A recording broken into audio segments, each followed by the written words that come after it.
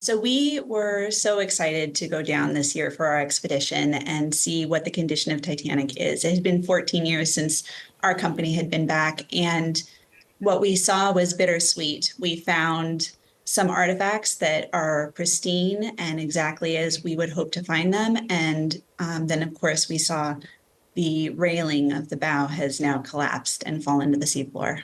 And we're seeing a picture too of a statue that was found or rediscovered as well. Yeah, so Diana of Versailles hadn't been photographed since 1986, a year before we did our first exploration. And she was considered lost. No one knew where she was in the debris field. And so we were so happy to rediscover her on this expedition. Well, that debris field, it's been fully mapped. How is this done? Can you tell us more about the technology used? Yeah, so in 2010, we actually did a comprehensive map using sonar, and technology has just evolved so much in the last 14 years. This time we were able to go with two ROVs, the first one being primarily focused on photogrammetry and imaging, the second one being focused on all sorts of scanning. We used LiDAR, we used sonar, we even used a hypermagnetometer to really understand the condition of the metals and how the ship is deteriorating. Can you tell us a bit more about that, and how do these help to improve our understanding of the wreckage site?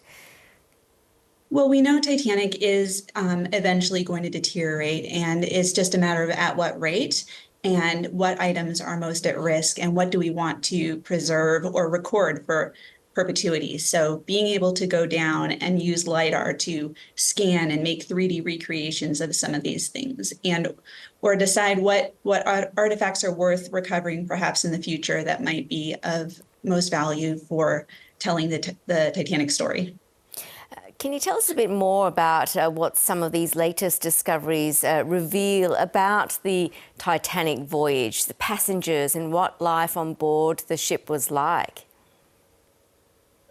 We saw a lot of passengers' luggage on this trip, and in the past, we have recovered some that was in better condition. But what we're really seeing is just the rapid deterioration of the shipwreck and of the things that are resting on the ocean floor, and that is what we're primarily focused on.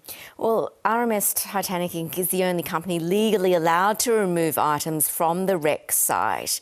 How do you decide which ones you'll want to retrieve and what you'll leave there? Sure. So our first 7 dives, we've recovered over 5,500 artifacts between 1987 and 2004. And so right now we're just focused on imaging and documenting.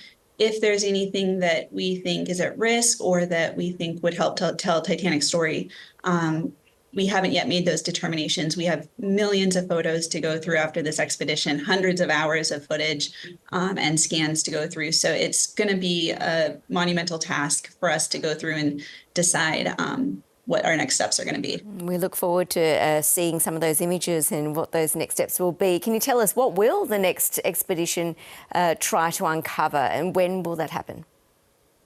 We don't know just yet. We have to process this first one first. We just got back last month, so there's a lot of things to look at and understand before we're able to commit to another expedition. Well, this first Titanic voyage in 14 years is happening in the wake of the submersible tragedy which killed 5 people. And investigators still don't know exactly what happened in that disaster last year.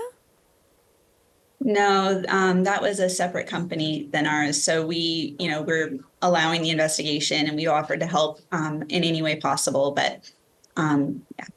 Yeah, and what legacy do you think those on board the submersible left behind? You know, there's so much fascination in the Titanic and the passion to learn about this great ship.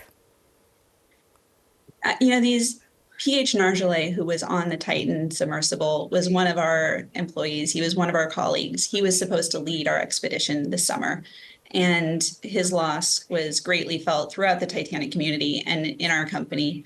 He's responsible for the majority of the artifacts recovered and that we're able to present in our exhibitions throughout the world. So we are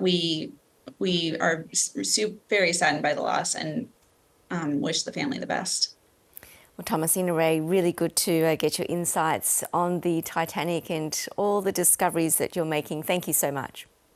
Thank you.